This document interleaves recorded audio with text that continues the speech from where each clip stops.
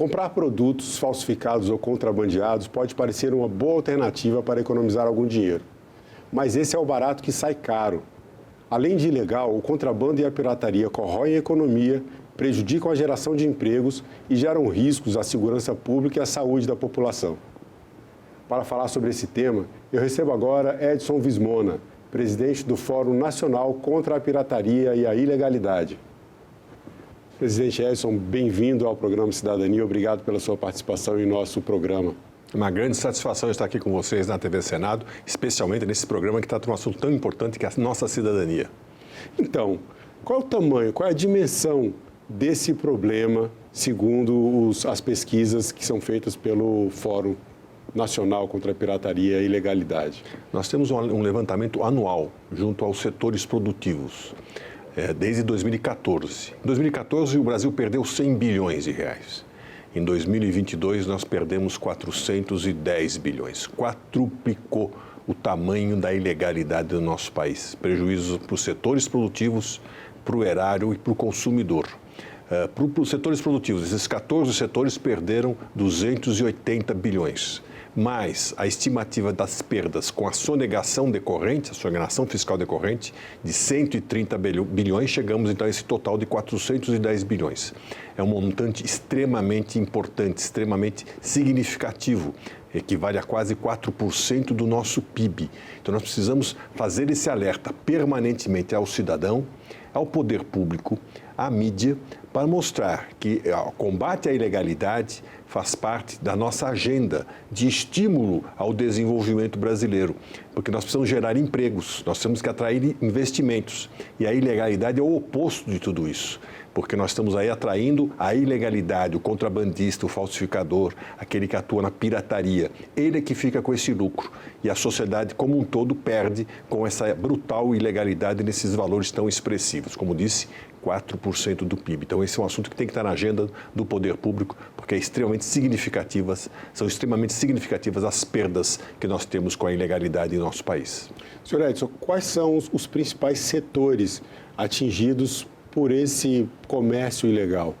Nós temos vestuário, nós temos combustíveis, bebidas, perfumes, higiene pessoal, brinquedos, TV por assinatura, cigarros, material esportivo, marcas que são marcas de luxo que são afetadas, temos filmes, a produção cinematográfica é afetada, livros, a produção autoral, então software, então são vários os setores prejudicados, né? É extremamente expressiva a participação do ilegal no mercado brasileiro, infelizmente.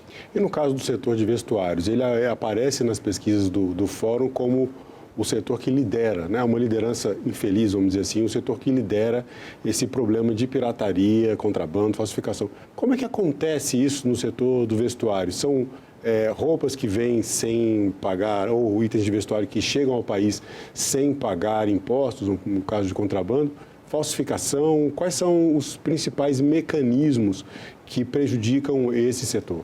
É um setor prejudicado pelo contrabando, produtos que entram no Brasil sem pagar impostos, muitas vezes oferecidos pelo mercado digital, que cresceu muito depois da pandemia de 2020. Então, nós temos o contrabando de roupas, de vestuário, que entra no Brasil, inclusive oferecidos pelo mecanismo do mercado digital.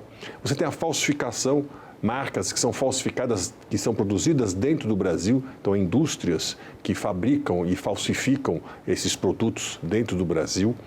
Então é a produção nacional ilícita e o contrabando que vem de fora também de forma ilícita. Muitas vezes você também tem indústrias que produzem e pagam impostos menores, sonegam uma parte dos impostos. Aí entra a prática do subfaturamento. Empresas que declaram um valor e pagam imposto sobre esse valor, mas é um valor fictício, um valor menor do que o real. Então, são várias as ameaças que afetam de forma tão decisiva o mercado de vestuário no Brasil. Mais de 84 bilhões de reais que nós perdemos para a ilegalidade só nesse setor de vestuário. O senhor comentou agora sobre os mecanismos digitais, né? Como a internet, o mundo digital, as compras online favorecem, né, os caminhos para esses descaminhos, né? Falando dessa parte de questão da área digital, A TV por assinatura figura por ali entre os setores mais prejudicados. Como é que isso acontece? São aqueles famosos gatos? O que a gente tem de mecanismos que fazem com que as pessoas possam adquirir serviço de TV por assinatura sem, ilegalmente, né? Sem o pagamento de impostos ou por outros mecanismos aí de drible às regras? Nós temos a oferta no Brasil dos chamados TV Box. São aparelhinhos que parecem ser inofensivos, é só de detecção de sinal, não, são microcomputadores que permitem o acesso à descriptografia dos sinais de TV e com isso você tem acesso a vários canais, sem pagar nada. Isso afeta a produção nacional. A Ancine tem feito um trabalho muito forte no combate, juntamente com a BTA, Associação Brasileira de TV por Assinatura, a Anatel, para o combate a esse sistema, né, que é um computador, né, que ele afeta diretamente, pode afetar a rede até de internet. São pequenos computadores vendidos a preços baixos e que permite de forma criminosa você ter acesso aos sinais sem pagar o conteúdo, sem fortalecer a geração da criatividade dentro do Brasil. Então, esse é um mercado de bilhões de reais que nós perdemos via esta prática da TV Box, né? De captura de sinal de forma ilícita, e que é vendido nas grandes lojas, em muitas lojas, e especialmente também pelo meio digital. Então, nós temos que combater esta prática, que é outro setor que sofre muito com a pirataria e vem do contrabando desses produtos, desses equipamentos que são internalizados no Brasil de forma ilícita, sem o controle da Anatel, para a captação de sinais de uma forma criminosa. Então, é um outro setor que é duramente afetado pela ilegalidade, entre outros. Aqui a gente mal começou a nossa conversa, a gente já está num espectro bem grande, né, de áreas que são prejudicadas, né? A indústria dos vestuários, que emprega muita gente. Tem dentro da indústria de vestuário também essa parte da criatividade, um desenvolvimento da moda brasileira, que é bastante reconhecido internacionalmente. E essa questão que o senhor trouxe agora das TVs por assinaturas, que impacta diretamente no nosso mercado cultural. E aqui no Cidadania a gente já gravou sobre isso, com a diretora Tata Amaral e o diretor Tony Ventura, que estiveram no Congresso Nacional justamente para defender esses direitos autorais e para defender a legalidade do mercado. Agora, a gente está falando de cultura, existe uma questão cultural que, infelizmente, acaba favorecendo esse mercado ilegal, que é uma questão que a sociedade é quem compra. Então, só existe a oferta quando existe a demanda. Se não houver demanda, a oferta vai acabar perdendo seu espaço de mercado. Como é que o Fórum lida com essa questão cultural? Como mudar essa mentalidade da população e fazer com que as pessoas entendam o risco e os prejuízos que se tem quando o barato sai caro, como eu falei no começo da entrevista? Sai muito caro. É exatamente isso que você acabou de comentar, Marcelo. É um fator econômico criminoso. Tem oferta e demanda. A demanda atrai a oferta. E a demanda ela é cada vez mais atraente porque o consumidor compra um produto mais barato. E é mais barato por quê? Porque não paga imposto. É mais barato porque não há nenhum incentivo ao conteúdo, à criação, às defesas com relação ao cumprimento das obrigações técnicas. Então, o ilegal, ele não cumpre com nenhuma regra. Ele desconhece a existência do Estado, das agências reguladoras. Ele oferece um produto mais barato, de baixa durabilidade, que afeta a saúde e a segurança das pessoas, e é mais barato porque não paga imposto. Então é isso, a oferta é atraída pela demanda. Por isso, o momento é fundamental de discutir esses aspectos com relação à reforma tributária. O consumidor, nós temos pesquisas, uma delas é a FEComércio do Rio de Janeiro, todo ano faz uma pesquisa junto ao seu mercado e pergunta para o consumidor: você compra produto ilegal? 65% afirmam já comprou ou está comprando um produto ilegal. Por que você compra? Porque é mais barato. Por que é mais barato? Porque não paga imposto. O que faria você comprar um produto legal? Se tivesse menos impostos, o preço seria mais baixo e eu compraria o legal. Eu teria essa opção e, de forma natural, compraria o produto legal. Ou seja, o consumidor dá a lição, dá o norte. Nós temos que favorecer quem investe no Brasil, quem gera empregos, quem está do lado da produção, do nosso empreendedor. Este é o interesse nacional, este é o nosso patrimônio, é o nosso mercado. Por isso, nesse momento da reforma tributária, o alerta é necessário. Não podemos aceitar qualquer aumento da carga tributária incidente sobre os produtos brasileiros, sobre os serviços brasileiros, porque isso vai estimular a ilegalidade, que ela não paga imposto algum. Ela vai se beneficiar diretamente de qualquer aumento de tributos, porque isso vai refletir no preço. É uma lógica econômica muito simples. O consumidor dá essa declaração. Então, nesse momento, nós temos conversado com as grandes lideranças aqui do nosso Senado, mostrando essa necessidade, né? E eles têm afirmado que pretende não haver aumento da carga tributária. Isso é fundamental para estimular a indústria e o comércio brasileiros. Agora, passando para outro aspecto dessa nossa conversa, essa grande parte dos produtos falsificados e dos produtos que entram ilegalmente no Brasil vem de outros países. E aí a gente entra numa questão de relações internacionais, de cooperação internacional. Como é que anda essa situação? O governo brasileiro tem conseguido, junto aos países que são as principais fontes desses produtos ilegais, conseguir de alguma forma combater o problema na origem? É um crime transnacional. É um produto que vem de fora do Brasil e não paga imposto. E muitas vezes, esse é o caso do descaminho, não pagar imposto. O contrabando é um produto que é proibida a importação sem autorização das nossas autoridades. Então, é um crime transnacional. E é um crime transnacional que afeta, como eu disse, o consumidor, porque são produtos de baixa durabilidade, que afetam a sua saúde e a segurança, o caso de carregadores de celular que explodem, produtos cosméticos que causam grandes problemas, filtro solar, por exemplo, é um problema seríssimo. Até vestimenta, às vezes o produto não atende às normas técnicas, causa alergias, nós já tivemos situações dessas, tênis que causam problemas ortopédicos. Então, é o consumidor afetado. O erário, brutal sonegação de impostos que deixam de ser pagos em benefício da criminalidade. Perde também a indústria brasileira, o comércio brasileiro legal, né, que tem o seu mercado corroído pela ilegalidade. E ganha o crime organizado, então perde a segurança pública. Nós temos operando no contrabando, especialmente de cigarros, organizações criminosas, milícias, que são financiadas por esse comércio ilícito e que atuam não só no Brasil, atuam também no Paraguai, na Argentina. Então nós temos organizações criminosas brasileiras já ocupando espaço nos países vizinhos. Então é um problema transnacional, você tem toda a razão. Nós sempre estimulamos essa discussão no âmbito do Mercosul, já levamos esse tema para o Mercosul. Eu sei que o Conselho Nacional de Combate à Pirataria tem levado essa questão para o Paraguai. Nós temos que aproximar cada vez mais os nossos países para que juntos enfrentemos esse tema que é da criminalidade transnacional. Eu fui presidente e participo da ALAC, Aliança Latino-Americana Anticontrabando. A América Latina inteira está debatendo esse tema. Então, é um tema de interesse nacional e internacional. Transnacional que é o contrabando afeta todos esses países. Precisamos ter essa abordagem com a interlocução na área de segurança e na área econômica para fortalecer as ações conjuntas integradas dos países contra o crescimento do crime organizado que atua especialmente no contrabando. O senhor comentou dos cigarros e esse é um dos produtos que consta nessa lista dos 15 setores mais afetados pelo contrabando, pela ilegalidade, pela pirataria. No caso dos cigarros, há um fator interessante. Dentre os 15 na última pesquisa, ele é o 15º em termos de impactos de perdas, né, com tributos, de prejuízos financeiros, mas é o produto que é mais comercializado, tem o maior número de apreensões no Brasil.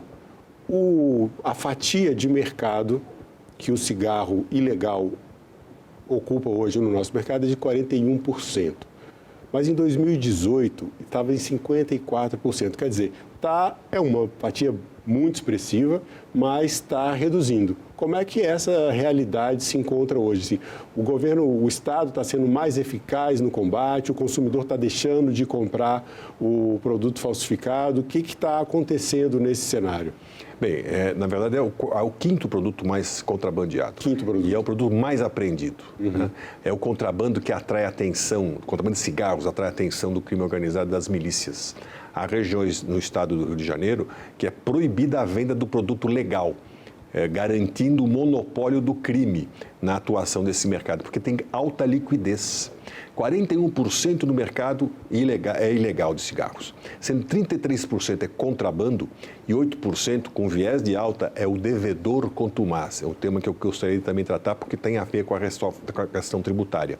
Então são os dois produtos fabricados no Brasil sem pagar nada de imposto, junto com o contrabando, que vem de fora também sem pagar imposto.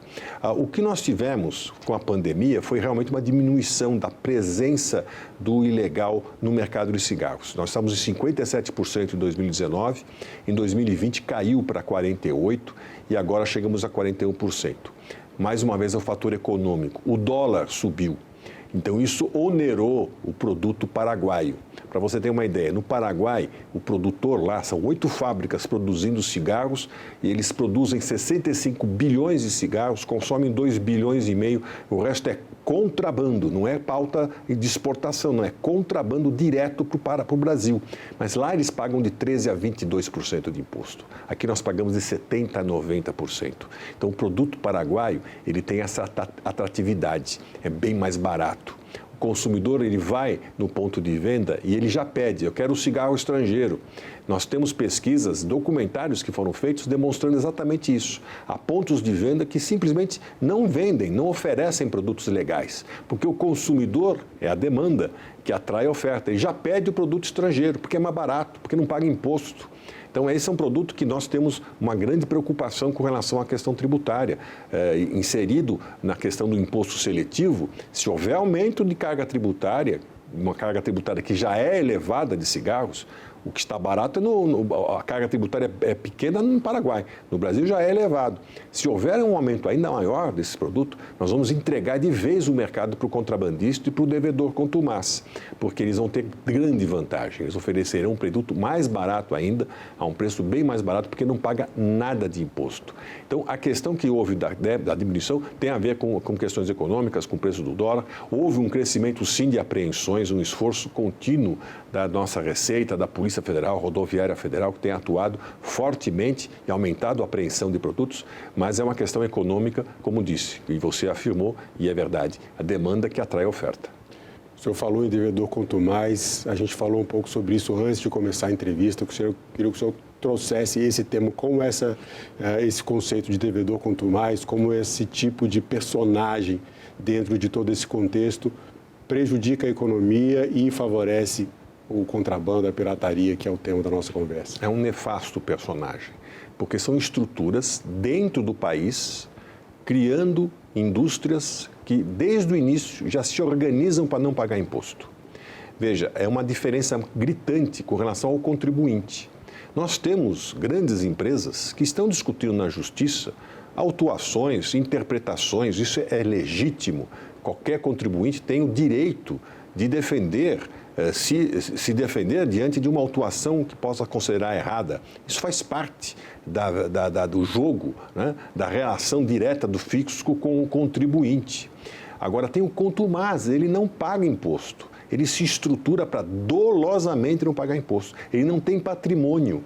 Ele entra no mercado de forma corrosiva, combatendo a concorrência leal. Ele ocupa o espaço por não pagar imposto. É diferente de qualquer outro contribuinte. Por isso que nós temos um projeto de lei que é fundamental nesse momento para criar o espaço de defesa do mercado, de defesa do erário, que é o projeto 164 de 22, que define exatamente o que é devedor contumaz e faz a diferença entre o que é contumaz e o que é um contribuinte que eventualmente está devendo imposto, ou até que reiteradamente está devendo imposto, mas ele não entrou no mercado já para não pagar imposto, já preparado, articulado, estruturado para não pagar imposto. Essa é a grande diferença. Esse projeto de lei está no Senado, o relator é o senador veneziano, é fundamental para nós essa aprovação. Para o erário, porque já perde 100 bilhões de reais estão em dívida ativa por conta desse devedor contumaz que não paga imposto, perde a concorrência leal, porque é impossível você concorrer com quem não paga imposto,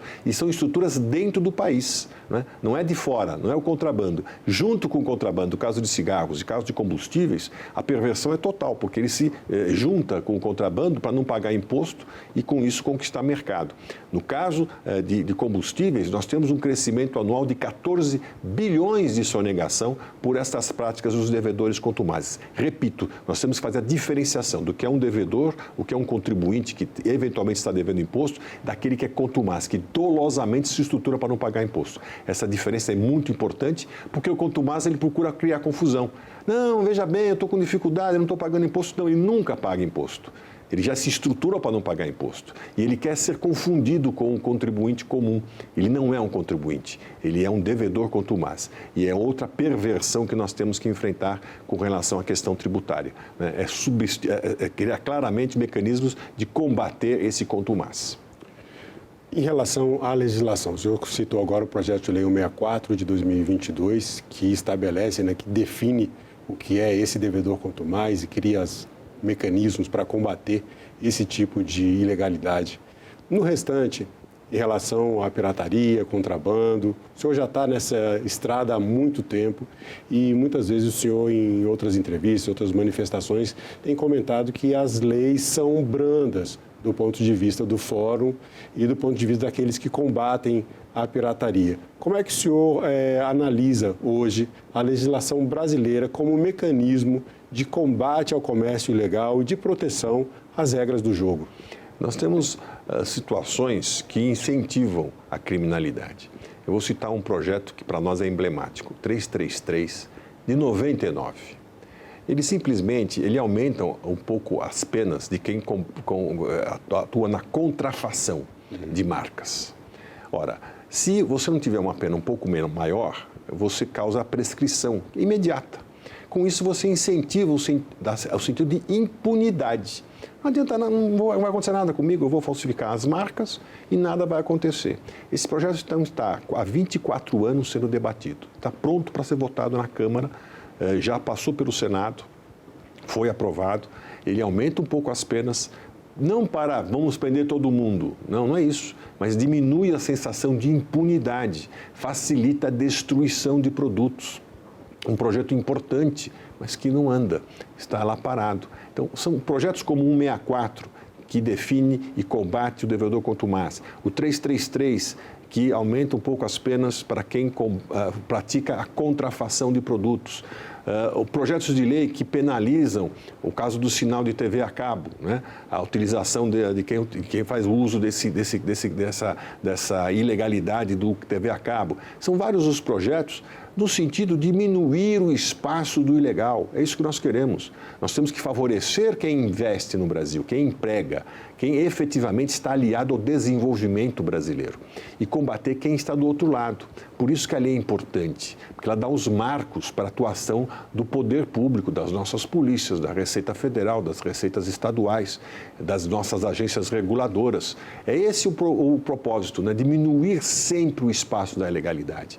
Não é possível que a ilegalidade ocupe 41% no mercado de cigarros, 40%, 30% no mercado de vestuário, 20% no mercado de medicamentos. É inacreditável isso, é inaceitável.